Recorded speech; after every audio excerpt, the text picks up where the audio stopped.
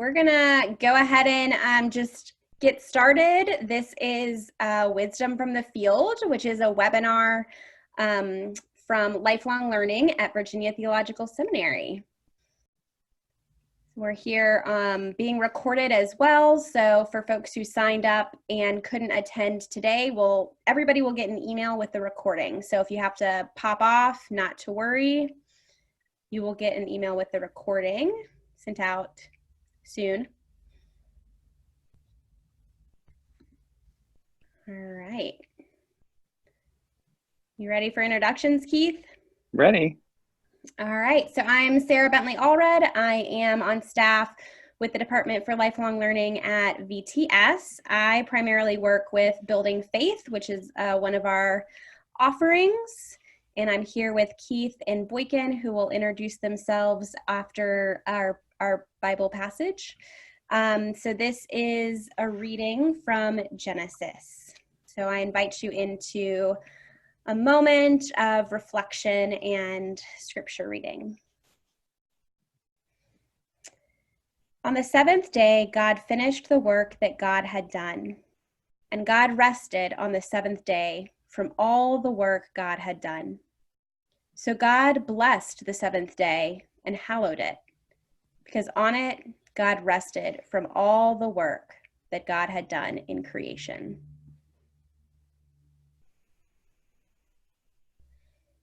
This is a reading from the Sabbath.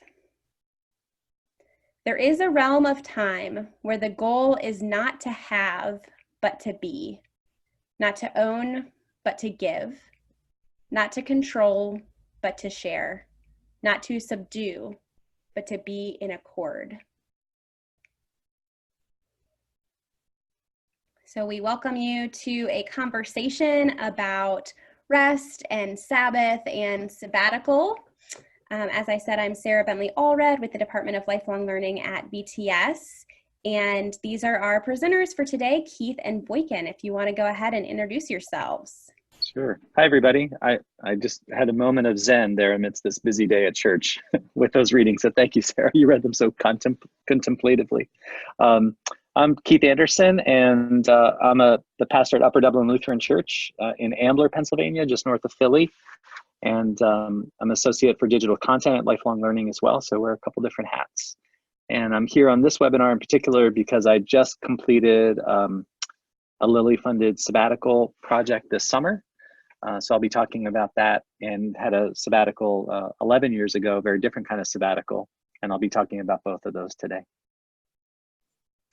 And I'm Boykin Bell. I'm in Chapel Hill, North Carolina. I've been the director of Christian formation here, or working in this office, since 2006. I took a sabbatical last year, and the perspective I bring is one of a lay employee. My real life looks like this. My life for the next hour, my sort of Sabbath life, tries to look a little calmer. I love that visual. Thank you. I'm thrilled to be here. Awesome. Well, thank you guys for being with us. So we're in just a minute going to start off hearing from Boykin, and then we will have time for Q&A. If something comes up that you want to ask while Boykin is talking, feel free to type it into the chat. I will be monitoring that so that Boykin can stay present and just speak from the heart, and then we'll have some time to answer those questions, and then we'll move on to Keith and two very different sabbaticals. And throughout, we will try to connect how these times of intentionally stepping away for long periods of time, like what that has to do with Sabbath and sabbatical in our daily lives. So, all right, Keith, over to you. Sorry, okay. Boykin's going to start off. Well, Keith is going to be running the slideshow, so it's a team true. effort. And right. I work with children, so I am really good with interruptions. So feel free to interrupt. I work with adults too. The question is who interrupts more, right? I do think that if you are not collared clergy, you need to be prepared to answer the question, why do lay employees need sabbaticals? And maybe you're just answering that for yourself. It's going to differ from person to person and from parish to parish. Just some ideas. Some people see them as a time to rest and recharge. And maybe it's a reward for work done. Maybe it's a way to get ready to come back with new stamina. Maybe you're thinking of it as a time to travel and learn new skills. Maybe you just need the time and space to be creative. I think after you answer that question for yourself, then there are going to be some follow-up questions, like how will the parish benefit from your sabbatical? Are there goals that you're expected to meet? And I think that's a really important question to answer before you start planning, because your parish might expect a new curriculum, or they might expect, you know, maybe not a book, but some publication. They might expect you to come back and hit the ground running really fast, which would be a difficult thing to do. But knowing what those goals are, I think, is important. And then, you know, the other question you're going to get is, who is going to cover for you? Who's going to run Vacation Bible School? I think that we are really good at answering those questions, we lay professionals, because we are very detail oriented. We like to plan and we love special events. If I could tag to the next slide, you've already seen what my office looks like. Part of the special event that I was planning for was the birth of my grandson. That was not what I thought I was planning for. My sabbatical actually came up in 2017, but we had a lot of new staff coming on board at the parish where I work, and I wanted to be here when they arrived. So I postponed my sabbatical for a year. What difference could it make, right? Probably guessed it made a big difference. My daughter, who lives in the Middle East, and her husband announced they were having a baby. My mother was diagnosed with stage 4 cancer. And my youngest son, who was a senior in high school,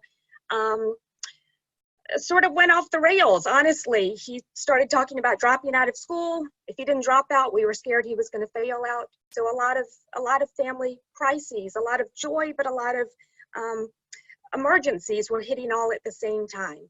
So as I started planning my sabbatical, I had to work around all of that. So I think of it as sort of like a Christmas pageant, right? You're going to assign roles. You're going to decide who's going to take over Vacation Church School or whatever while you're gone. You're going to advertise like crazy to get people excited. Like, talk about your sabbatical. Don't try to just slip out, though it's tempting to do so. Make sure that the expectations are clear for everybody. I really am going to be gone, and you're not going to be able to reach me. And then for me, I wanted to embrace a theme, because I do like to plan, but I couldn't quite get my mind around it. So I toyed with a theme, a season, a sacrament, a scripture, something that would set this time apart. And then I needed to accept imperfection, because if you're planning a Christmas pageant or anything else, you can be sure that Mary's going to get the flu and one of the angels is going to vomit. And that happened to me as I was planning sabbatical. It's like, how am I going to work around all these different things? In the opening reading, we talked about God resting on the 7th day. And that was sort of what I imagined a sabbatical would be like, that we would get all the work done and sew it up and then rest. But I think for most church employees, just like we don't take a Sabbath on a Sunday, we are not going to take our sabbaticals at the end of a lot of work. Work is going to loom ahead of us. Real life is going to be all around us. Family crises will occur. Your sabbatical is not going to happen on a Sunday. It's probably going to happen on a Tuesday. And so I started thinking about my sabbatical as a Tuesday sabbatical and how I could be intentional each and every day in that framework. What practices could I adopt that would set the Tuesday apart, even if work was coming on Wednesday and Thursday, even if my kid was going to need me at the end of the day? Let's see. We can click to the next slide. I'll tell you a little bit about how my sabbatical played out. I actually divided my sabbatical into 2 parts, and I'll get back to that later. It's generally not the way people do things, and I was met with a little bit of resistance from my rector, because she wanted me to have a big hunk of time And I think she was right in many ways, but in this season of my own life, it worked better to divide the time into two parts. So in March, my husband and I traveled to the Middle East. My daughter lives in the United Arab Emirates, to be with her after her baby was born. We expected to go over there and make soup and tidy the house, maybe do a little sightseeing. Unfortunately, her baby, who is fine now, developed sepsis and was put into the NICU after birth. So we flew over to a country that we had never been to before. We didn't speak the language, and we spent 7 straight days in the hospital.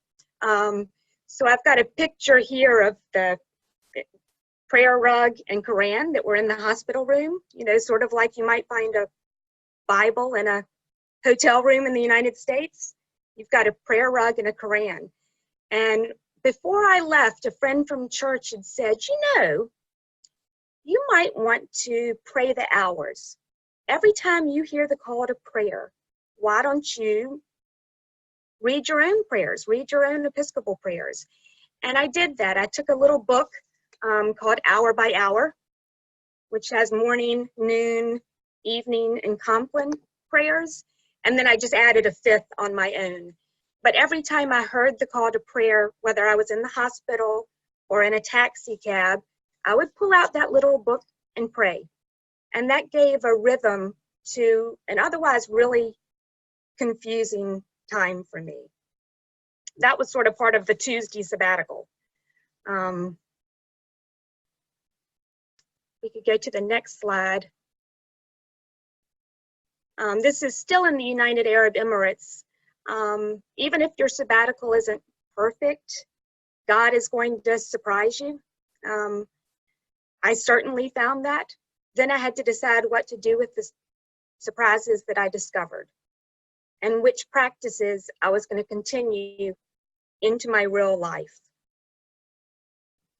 I had already said it was really, really hard for me to make concrete plans. I basically had 3 generations of family members who needed me, and their needs were liable to change really abruptly. So in choosing a framework for my sabbatical, a focus, I decided to think as intentionally as possible about intergenerational faith. That's where I was in my life. I was between generations, between a grandbaby being born and my mother dying. And while my job is spreading the good news of Christ, my grandson was about to be born a Muslim. So I was interested in interfaith families too. Beyond those interests, I didn't have a very tight framework. I really did just have to wait to see where the Spirit would lead me.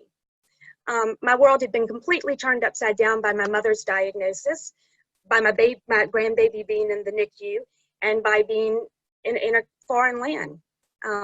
So I just had to take a deep breath to see what would happen next. One comparison I made is that a sabbatical is sort of like a cell phone charger. You cannot charge an iPhone with a Samsung cord, at least not right now. I know Apple's working on that. And you can't charge every spirit with the same sabbatical.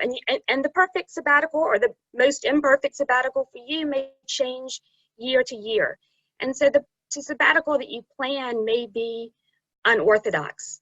If it recharges you, if it gives you space to be creative, if it gives you the time to learn new things, then it's a sabbatical that works. After I took the first part of my sabbatical, I came back and planned and produced Vacation Bible School. I actually love Vacation Bible School, and it was a joy to interrupt my sabbatical to do that. I think the next slide is going to have a picture of a lot of little feet. So I came back, I put on Vacation Church Camp, and then I left again for another 6 weeks. What I did not plan to do when I first started thinking about sabbatical was organize my attic. But in fact, I spent the second part of my sabbatical Marie Kondoing my attic. I live in the same house that my husband grew up in. His GI Joes were there. Some of his, I think the Bigfoot game is probably his from his childhood. I've already said that things were feeling a little out of control for me. Being able to get in there and organize and putter felt really good. And it actually was really fun. My husband helped me. My son would come in and decide which trophies to throw away, all of them. We threw away all the trophies. And I got to go through photographs and talk about them with my mother and with my kids. My mother is actually the second from the left chorister there in Trinity Cathedral down in Columbia, South Carolina. This was before girls could be acolytes, of course. So if you told somebody you were going to spend part of your sabbatical cleaning out the attic in July in North Carolina, I am sure you would be met with resistance. But in fact, that has provided all sorts of unexpected gifts, and was really a thrill. Was really a thrill. Let's see. I can't remember if I have one more slide or not. Nope. Perfect. It's question time. All right. So please go ahead and think about any questions you have so far and put them in the chat box. While we're giving folks a minute to do that, I would love to follow up on something you said about, advertising your sabbatical and not just sort of like slipping out the door. And would you mind speaking a little bit more about that? Why, and Keith, you're welcome to jump in. Why do you think it's important that people do let the church know where they're going, what they're doing, and not just sort of slip away? Well, I don't think your sabbatical will work without the support of the parish first. And I did not have any outside funding. The parish did help me with some travel expenses, which were pretty generous. We were traveling to the Middle East.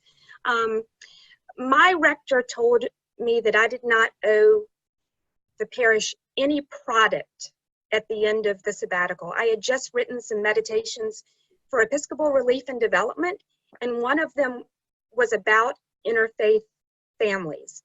And she said, there, you've done it. You have already provided us with a gift. That also helped to frame my sabbatical for the rest of the church, because even though it was just, a 2-paragraph meditation, here's what matters to me right now. Here's what I'm going to go do. And I do expect to come back with new knowledge and new energy. So people really were excited. I put together a loose leaf notebook that was very, very organized, for every single week I was gone, who would be filling various roles. And I just left that at the front desk. And I also, left my schedule, not so that people could get in touch with me, but so that they would know where I was, and so that, hopefully they would think of me and pray for me. Yeah, that's wonderful. Well, we actually have a couple of questions that have come in. So the first one is just clarifying about the timing of your sabbatical. So as I understand it, you were gone for 4 weeks in the spring. You came back and did VBS, and then you left you were at home sabbaticaling for 6 weeks. Yeah, so there might be another part of that question too. I was eligible for sabbatical after 5 years of full-time employment. So when I started my job at the Chapel of the Cross, I was just part-time. So the sabbatical clock did not start clicking for me until I moved to 40 hours a week. And that was in 2012. So I was eligible for a 12-week sabbatical in 2017. I postponed a year, and during that time, the vestry voted to reduce sabbaticals to 10 weeks. And honestly, that was a little bit of a relief for me, because it was hard to imagine being away from work. So I took 4 weeks, which was actually during Lent. I missed Holy Week, came back, did Vacation Church Camp. Again, that's something I really love to do. And so it was not a burden for me to come back and step into that role. And then I left for six more weeks. Mostly at home. And so to follow up on that, couple more questions. What would you say some of the benefits for the congregation are when a clergy person takes sabbatical? I'm going to open that up, though, and say a staff person. And maybe both of you can speak to it. I think at a really fundamental level, the time of rest and renewal makes a huge difference. And the difference between when I left for sabbatical this year, mine was June, July, August, when I left, and now being back, it's like 1,000% difference. So that was amazing. And to just experience lots of different things. I remember a preaching professor once saying, interesting sermons come from interesting lives, like you actually experience different things, and those all, reading or different cultures, and that all comes into it. And you have this whole storehouse of experiences and knowledge and information that you can draw on. And I'm going to talk about, I had a sabbatical this year, but I had a sabbatical in 2008, and I'm still drawing on the resources and the experiences of that 2008 sabbatical now across serving two different congregations. So, it fills you up with those kinds of things that it's really hard to get in the flow of everyday ministry. And I am not a clergy person, I'm a lay employee.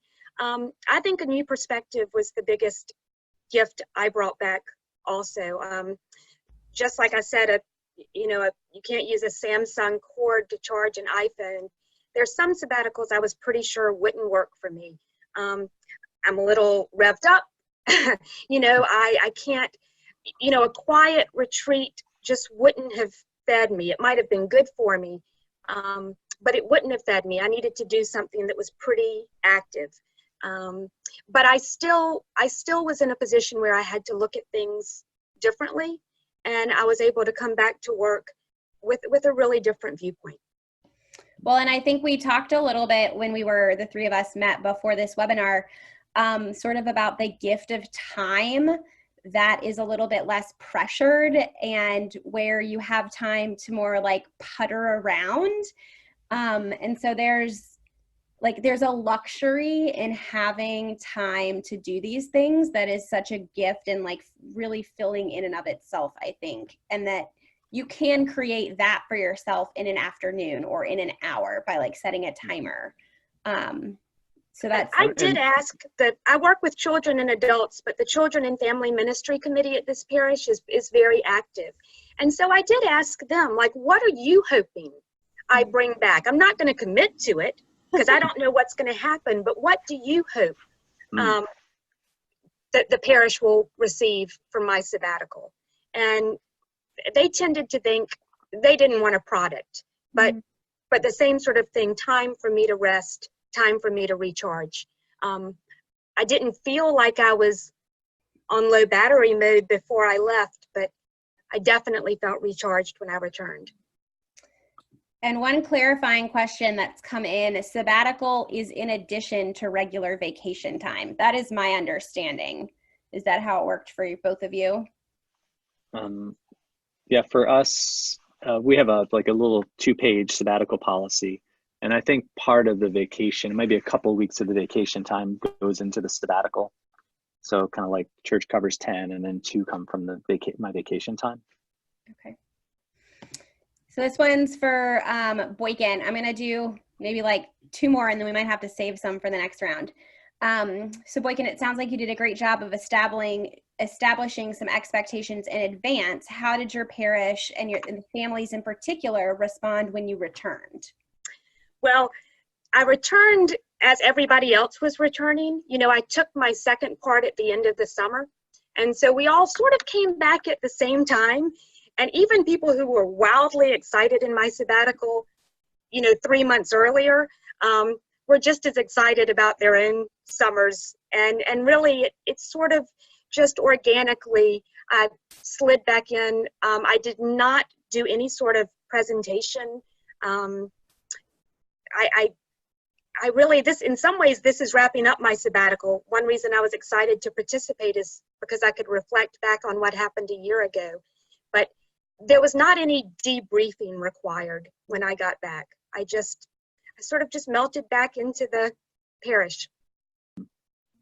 So I'm going to save our next two questions that are great questions till after Keith, actually, because I think they'll flow into what you're going to talk about. Okay, great.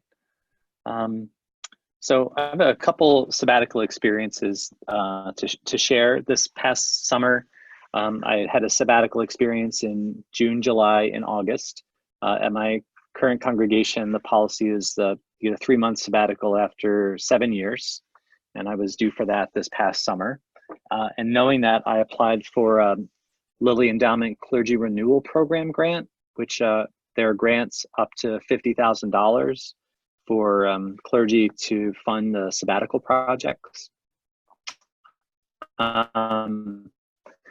You apply far in advance, the spring of the year before, and then the grants are awarded in August the year before. So there's a lot of pre-planning that happens, before that goes into the application process. So we started in January the year before I went. So January 2018, applied in the spring, waited.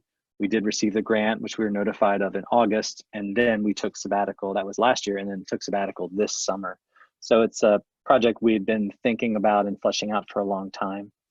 And so with the grant funding, we were able to do just incredible things that we would have not been able to do otherwise. I did a 2-week walk on the Camino de Santiago, on the Portuguese route from Porto, Portugal to Santiago de Compostela. And that was just a solo walk. I flew out by myself, just me and my backpack, and just had 2 weeks to completely get away from everything and decompress. And then my family flew over along with my in-laws. So there were 8 of us all together, 4 kids. And we traveled in Portugal and Spain. And my wife, Jenny, is Jewish and I'm Lutheran. And so we thought, and our kids are baptized. And so they're being raised Christian, but also with a real awareness of their Jewish roots and traditions. And so we wanted to explore religious identity on a number of levels. At a congregational level, we live in a community that's 40% Jewish. I mean, my wife is Jewish, our kids are a mix, her parents are a mix. And so we went to places like Seville and Cordoba, Granada, Toledo, Spain, where you had in the Middle Ages this time of the coexistence, or la convivencia, where you had Jews, Christians, and Muslims in this mashup of cultures, traditions, architecture, literature, and religious practice. And putting ourselves in those places, like the 3 remaining medieval synagogues in Spain, we went to all of them, and places that had been churches, and then mosques, and then churches again. And so we spent 3 weeks together exploring religious identity as a family on behalf of the church, and kind of in the history of Spain or the Iberian Peninsula. And then the next part was just inspired by our kids. We asked our kids, where would you like to go if we had the chance in Europe?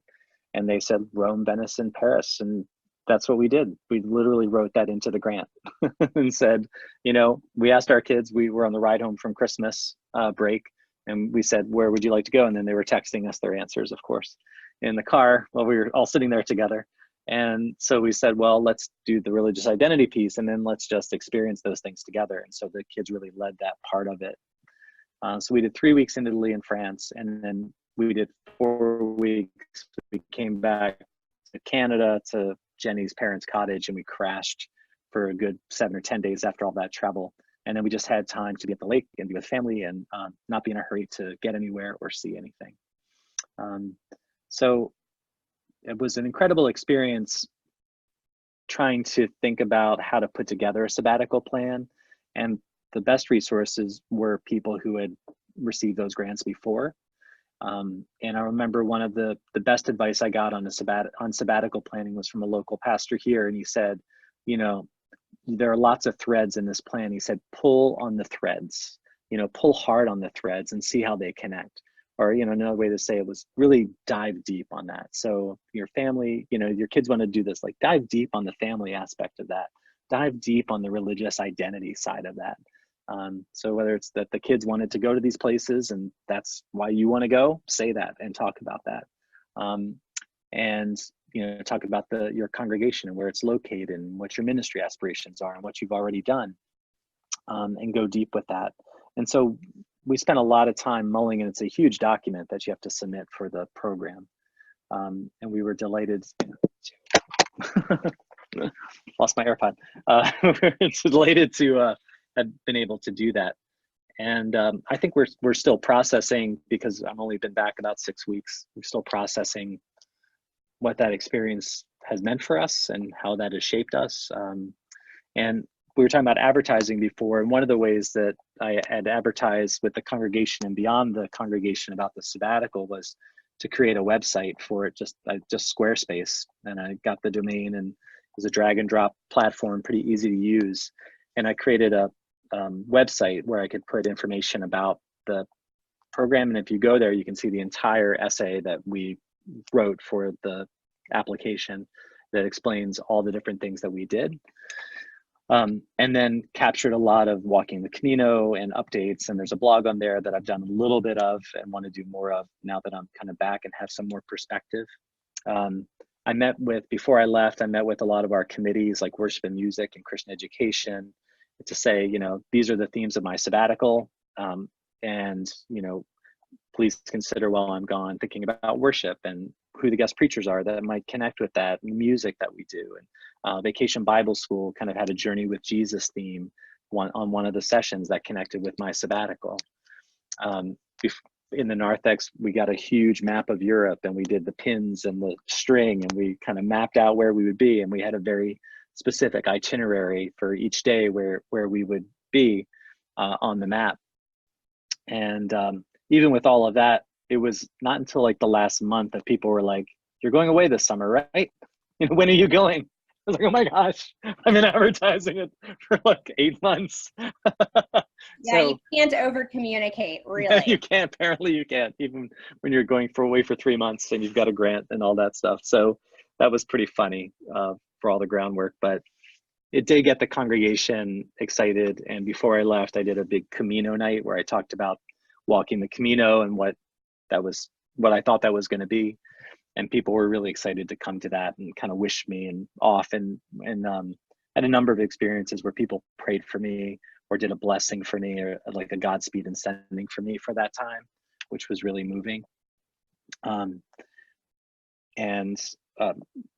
so this was like a big sabbatical experience, like over the top, once in a lifetime, opportunity.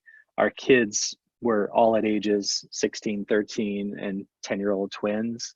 They're still home. They're old enough to travel, but they're not out of the house yet. And we're like, well, if we miss this window, we might miss, Ellie might be off at college, and Boykin was talking about timing, and the timing for us was just right, that our parents are, her parents are well enough to get around, and our kids are old enough to be responsible and be able to endure that kind of travel. And so this was the moment for us to be able to do that. So just a word about if people are thinking about applying for Renewal program grants, or I have a friend that's listening. He texted me, Matt, that he received a grant and now he's got to put it all into place. So just some words about that. So if you're looking at the Clergy Renewal program, applications are due and awarded the year before. So you really have to plan ahead. So the 2020 Sabbatical Awards just came out. And the web address is here. You could, Google it just as easily, Clergy Renewal Program.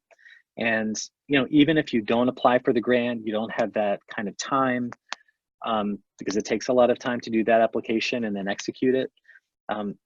The website and the application itself is a great resource for thinking about what are best practices around sabbaticals. So you can take a lot of the best practices and advice that they have in the documentation and then apply that to your sabbatical. And that's what I did in 2008, which I'll talk about in a bit. So you want to go deep with the threads. If you know somebody that's received the grant, take them to lunch, pick their brain, see how that worked for them. And it's a theme that should really connect deeply to your family and your congregation's ministry. We were talking when we were planning this and we had met before, we were talking about how sabbatical, is a time away from work, but it's not a time away from your life. And kind of in earlier days, I always associated the kind of spiritual life with getting away from things. Like I'd go to Society of St. John the Evangelist on silent retreat. And that was like my highlight for the year, if I could get a 3-day silent retreat at SSJE. And then of course, life became way more complicated as we had more children, and it just wasn't possible. So I had to kind of find God in the, more in the everyday. And so like this, we really embraced as a family that we would do this together, that we'd have these experiences together. And I really got to kind of be more deeply a part of my children's lives and my family's life. And we, when you travel, you're together all the time. You're in trains, planes, automobiles, boats, subways, you're eating every meal together every time. And that's an incredible gift to have experienced, and to see the difference it's made for my kids and their relationships together and our relationships together. And so in a way, it's an opportunity to delve more deeply into your life where you are at the moment, rather than escape. I got my 2-week escape on the Camino, but the rest of it, we were together. It was really wonderful. So even if you don't apply for the Renewal program, even if you're not clergy, you can look at the resources on there and get some great guidance on how you think about putting together a plan, how you communicate that plan, and what the follow-ups might look like. So check that out. In 2008, I took a sabbatical at my previous church, and it was like a very different, very low-key sabbatical compared to the big Lily Grant sabbatical. At that point in our lives, we were due for a sabbatical, and earlier that year, my wife Jenny learned that we were having twins. So she was like very pregnant over the time period that we were going to do this sabbatical. So there's no way we were like traveling a lot, or we had 2 kids, we're expecting 2 more, and so that just wasn't in the cards. I didn't apply for a grant. I had some continuing education funds that I was able to use for that year. I got a small grant from my congregation. They had a small foundation, and they were able to make me a grant from that. And then just our family contributed. And so this is kind of where I went from silent retreat as my kind of ultimate, getaway experience, to doing something that was more embedded in our everyday life. So I did do a Shalem Institute Personal Spiritual Deepening program, which was kind of a remote program. You'd have like a 1-week retreat program in the spring and one in the fall, and then in between, at that time we were doing conference call group spiritual direction with our direction groups. Now everybody uses Zoom. But then outside of that, we did a minivan road trip to Prince Edward Island in Nova Scotia. We stayed with friends. Jenny's mom came out for part of it. One of her kind of second mom came out for another part of it. So we had lots of help. And then we spent most of our time at the cottage that summer, just because we weren't able to do much else. And I started reading, inspired by Sue Bender's book. I called it Everyday Sacred, and kind of finding God in the midst of the everyday, the doing the dishes, changing diapers, vacuuming, sweeping, cleaning, and all the things. And Kathleen Norris's book, The Quotidian Mysteries, was a great inspiration for that. And so I had to kind of say, like, this is where we are as a family, now. Like, we're expecting twins, and like everything is going to change. So how can I prepare myself for that? How can I be present to where we are now? How can I prepare myself? And a lot of the reading, I did a ton of reading, and I did a ton of journaling. And that really wound up being really the heart of my sabbatical experience. And I remember a council member, before I left, I was putting this proposal together, was saying, like, there's usually kind of like a capstone, kind of a big moment. And it's like, well, that's not, it's just not going to happen. But it has paid such dividends. As I said earlier, I still use a lot of that. I go back to my journals, I go back to the books that I read, and I still use that, and helping people in my parish think about how they find God in the everyday, right? And things that seem terribly mundane or so busy, and to recognize that God is in the midst of that has been a real powerful message for both of the congregations I've served. Keith, I think when we were chatting about this webinar previously, one very specific example you said is that you connect on a different level with people who are struggling to like come to church with very young children. Yeah. And to find their space and rest and time in that busyness, and that having some time to like intentionally think about what does it mean to find sacred in the everyday allowed you to really provide them not only with like books you read and articles you read, but just like a level of empathy and whatnot that you might not have had. You might have not remembered those years. Yeah.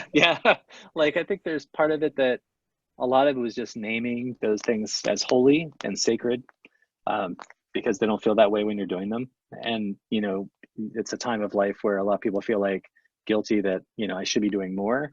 And it's like, how could you possibly do more? Look at what you're doing. It's amazing.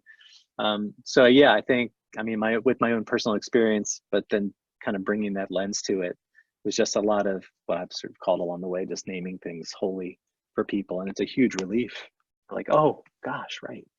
Yeah. Like, we talk about the priesthood of all believers and we're all ministers in daily life, but we don't always live into that rhetoric in the church. Usually there's a, but we really need you to do this, need to do that. So I had great experiences with both of these sabbaticals, and one was like, you know, huge grant. We went to Europe, and I was out of the country for 3 months. It was amazing. And this sabbatical too, the Everyday Sacred Sabbatical, was like low key, simple, lots of books, lots of journaling, lots of time with family again. And it was wonderful. So you don't have to have a grant. You don't have to have a full 3 months to like make something that really will renew you and, you know, unpack really nicely for your congregation. So just some thoughts. There's my kids, my wife Jenny, and my Maimonides. It's just some things that I kind of thought were important through that process. So whether you do grant or you don't, it's really good to have a team with you that thinks about what the sabbatical could look like. So yeah, we had a 4-person team that helped us put the whole project together, and you know, a lot of it was, you know, brainstorming over wine and cheese and just thinking about like, how do these pieces fit? And then those people really were, you know, become advocates for the program and kind of share their deep knowledge of the project with the congregation. And then when I was away, they each took some part of the planning and the programming when I was away. So we planned a number of things to happen while I was away that people could kind of live into some of the sabbatical themes, and the team members each took a part of that. And so we had people to help kind of carry that through while I was away, and it didn't have to burden the staff as much because they were willing to do that. As Boykin said, you have to honor where you are in your life now. So whether you have little ones, you have kids that are, you know, not too long gonna, you know, fly the nest, or having their own kids. So don't like pull yourself out of your life. The whole point is to go more deeply into it. You know that your well-being is a gift to the congregation that you serve, right? We, you know, in ministry, we draw on who we are, what we know, our experiences. And when we get burned out and dried up, it's not good for us. It's not good for the church. You know, it's not good for anybody. It's not good for our families. And so staying well is a gift to you and your family and your church. And I think that kind of gets lost along the way too. If you can't do a sabbatical, I was just watching the Netflix special Inside Bill's Brain about Bill Gates, and it talked about how he did this think week. So he'd take a week and he goes, you know, to like a little cottage up in, you know, in Washington State, and he like kind of reads and writes and thinks and kind of lets things settle and connects ideas. And this link in particular had a cool infographic about kind of the different elements of that think week. And so you could, you know, think about doing something like that as well. If you just have a continuing education time, you know, and if you have a couple weeks or a week of continuing ed, you know, what could that look like? Maybe call it something like a think week. And then it's just like, oh, the pastor's just staying home reading, you know, or whatever, that it's like it's a thing and there's a purpose. part of my sabbatical experience, a big part of it was finding ways to unplug. I do a ton of digital stuff, and I deleted a ton of apps. I created that website in part that I could post my experiences of having done the sabbatical without kind of constantly interacting with people around it, like on Instagram or Facebook.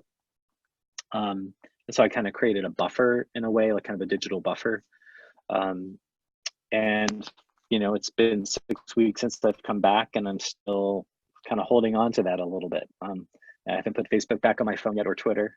I just do it on my computer. So I'm trying it out. So far, so good.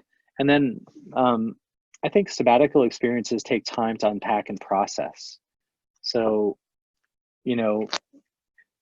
it's still dawning on me what this summer sabbatical meant for me and for my family.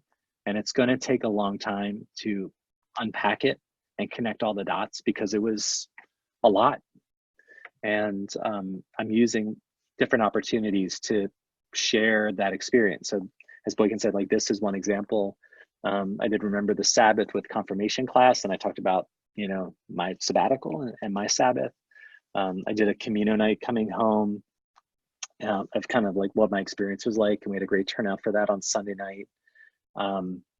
Things like, the men's lunch and the men's retreat we're having this weekend. We're going to talk about pilgrimage. It's going to be kind of our organizing theme. So, and maybe for you, it's writing. I hope to do some writing about it, but just finding ways to kind of keep telling the story, or even just around people a lot, and they ask you how it was. Every time I answer that question, something new pops up. And from my first sabbatical 11 years ago, I'm still drawing on that.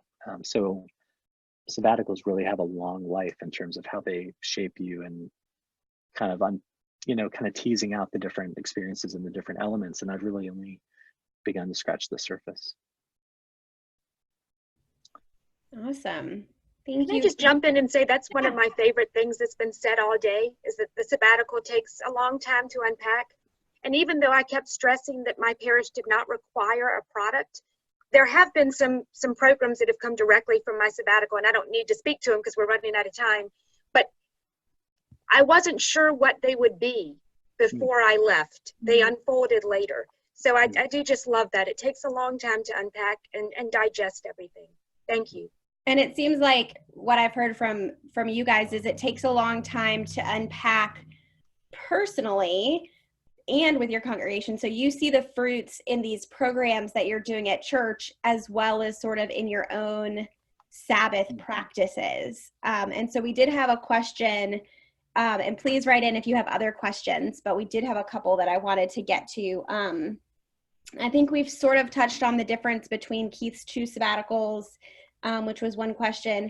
And so taking a little bit of time to think about managing Sabbath practices on an ongoing basis. I'll say from my perspective, I'm currently working 2 different part-time jobs. And this is the first time I've done that. And it comes with a level of juggling that I sort of expected, but it's really hard to know what that's going to feel like until you're actually juggling the things.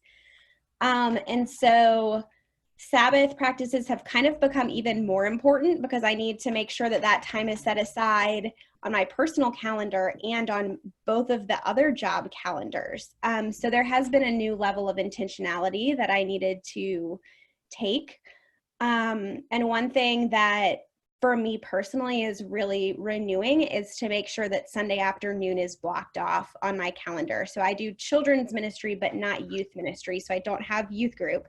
And so Sunday afternoon, I try to keep like a really clear time, because I feel like Sunday morning takes a lot of energy, and I really need that afternoon generally to take a nap, and then also to like putter around the house and like make a loaf of bread, or like do whatever, finish up the laundry to like make sure I'm ready for the rest of the week. And I actually find puttering around to be like a great luxury and really recharging for me. So in my new 2 job like life, that has become really important, as well as using an app to track my time.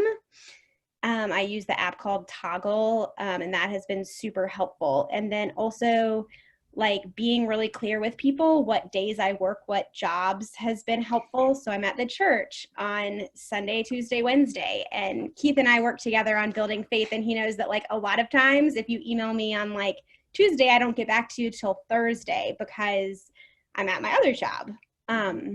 So helping set some of those expectations has really relieved the pressure of feeling like I have to come home from church on Tuesday and then get on my email for my building faith job and write those emails, but just like letting people know I'll get back to you in 2 days. So other thoughts on like daily life or weekly life or I don't know if I put it in one of the earlier slides, but I've been thinking a lot about the difference between distraction and real Sabbath. Like I could watch Netflix all day, and it's a nice distraction, but there's a difference between that and doing things that bring me joy. And what I realized on sabbatical is less and less was I doing the things that really brought me joy and made me laugh. And so I'm trying to pay more attention to, am I just kind of vegging here, or am I doing something that is really going to renew me? And I think on the Sabbath, I learned to really savor my time off more. Instead of time off being thinking about what I'm going to have to do next or the meeting I've got to get back to really be present. And I hope that, lasts for as long as possible. But I feel like the time is richer. The downtime in between work things is at the moment richer for me. Boykin, will you talk about running? I was about to jump in. I am not a real serious runner, but I do run about 3 miles a day. It's something I really enjoy.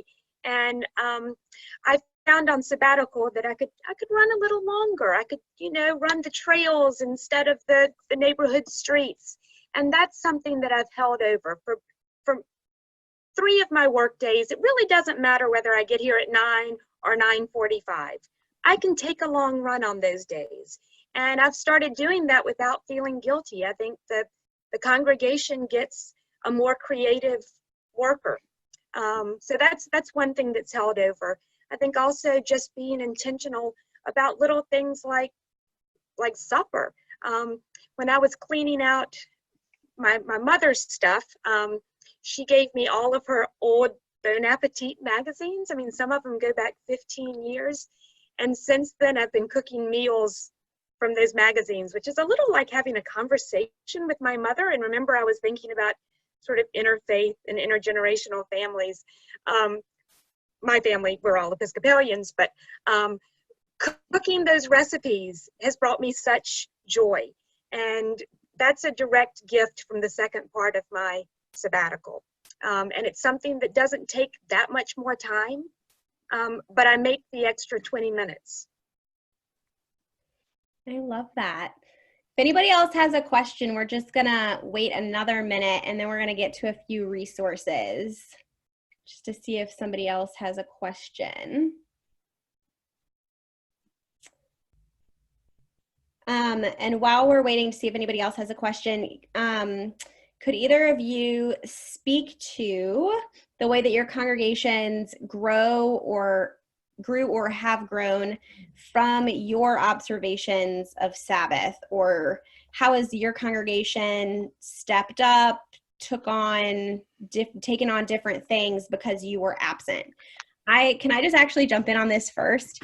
So this is not really about sabbatical, it's more about Sabbath, but when I was negotiating my contract with my current employer, I said, because I'm only a part-time children's ministry director and I'll be working 20 hours a week, I'd really like to have one Sunday off a month. And that has been a really great thing that got written into my contract. For one, it's allowed me to go to have some extra different time for Sabbath on the weekends once a month. Allowed me to go to some ordinations of good friends, to like spend the night after a wedding, some of those things that are really hard when you work at a church and you only have so many Sundays off. So it's allowed me to do that. But also it has forced me to train my leaders really well, because one Sunday a month, they're doing it without me. And it's also forced me to like let go some control, and other people have to step up. I'm kind of type A, so it's been really challenging to walk away and know that things might not be done exactly how I would do them. But I'm actually seeing a lot of fruit, like a lot of ownership of people already from these programs because they do it without me on a regular basis. So other ways your congregation has grown. Well, this is a kind of soapbox moment for me, but I think for the congregation to see that lay people need sabbatical too is just really valuable. I mean, I think sometimes people underestimate the amount of pastoral care that we give and the amount of the sort of work we do. Somebody asked said that the rector in my parish was a really good conversation partner, and that was absolutely true. Having a rector who would stand up and explain why a sabbatical was valuable for a Christian formation lay employee, people listened, people were interested, but also being able to talk to her about my plans was really helpful. There is a question, who would you suggest for a conversation partner, if you don't have a rector like that? And I don't know, I guess that would be different from person to person. I mean, Keith used his kids as a conversation partner, right? Yeah, that's right.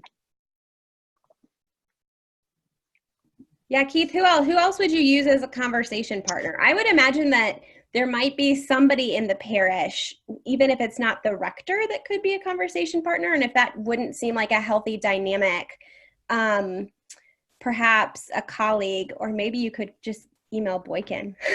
That's right. Yeah, I'm sure we'd both be happy to respond. There were some local pastors. There was a local pastor who had gotten a Lilly grant that I spoke to. He was really helpful. My old internship supervisor had gotten one years ago, and I picked his brain about it. And there were some local clergy that were taking sabbaticals around a similar time. There's a rabbi and a Catholic priest who was going off. So in our local clergy meetings, which I don't always attend, but people were kind of comparing notes a little bit about the sabbaticals they were taking. And it could be you might reach out to like a seminary professor or like somebody at VTS Lifelong Learning, somebody that's kind of in your area. One of the people I talked to, it was Dr. David Grafton, who is a professor at Hartford Seminary. And when he lived here and taught at Philadelphia Seminary, he was a member here at Upper Dublin. And his area is Islam and interfaith dialogue. And so I kind of asked him what books he would recommend, and he was happy to share that. And then because of the grant, we were able to have him as a scholar in residence while I was away, which was really cool because he had been to those places and studied all of that and brought the congregation into it. So reaching out to people that know your field and can provide you and put you in the direction of some good resources will save a lot of time trying to work your way through Amazon. So speaking of resources, we have some titles, and don't worry about writing these down. We're going to send a follow-up email that will have the recording and it will have these resources listed. But I wondered if either of you want to say a word or two about, maybe we're kind of running out of time, but one or two of these top picks. Maybe Boykin, do you want to start? What did you put on this list and why? I actually just put the hour by hour book that I used throughout my sabbatical. And I'll be honest and say I do not pray 5 times a day now that my sabbatical is over. But I can use that as a recharging moment. I can do that for a day. I can do it for a weekend when I feel like I need a little battery boost. That's something I fall back on. Keith, which of these, is sort of your top pick? Well, I've read Wild about 6 times, so I really like Wild, and that's Cheryl Strade's experience of walking the Pacific Crest Trail. And in some ways it was like a sabbatical for her and a way to kind of think about her life and connect a lot of dots. And I read that because I was walking the Camino and going to be backpacking. I read that, but it was good for a lot more than just that part of it, just the hiking part. There's a lot of how she connects the dots of her life and experience through the journey that she's walking on the trail. which she did really years later after she had finally walked it. One of the things she says at the end of the book is she kind of takes you through the trail, and she gets to the Bridge of the Gods, and she's sitting on this bench, and she says at the end of it, she said, she like, all I knew at that point, before she had written the book, she said, all I knew is that I had done something true. And that's what I knew about what I had done. And that was kind of, I took that was like the last page I read before I, took off to fly to go do the Camino. And that was like, I just want to do this true thing and then sort it out later.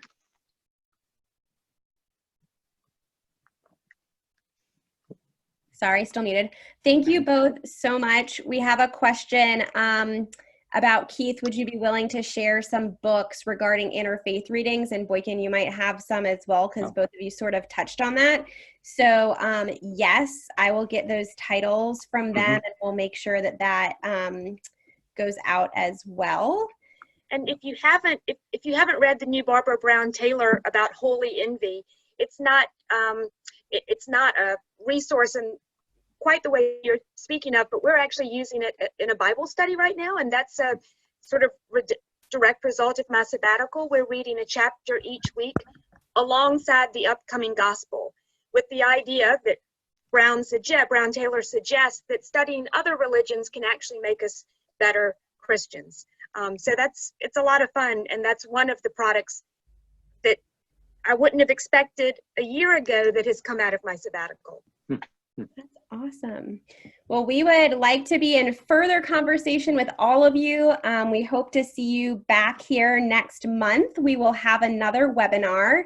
And if I'm not mistaken, Keith, that's about innovation in ministry. Does that sound correct? Yes. Yep.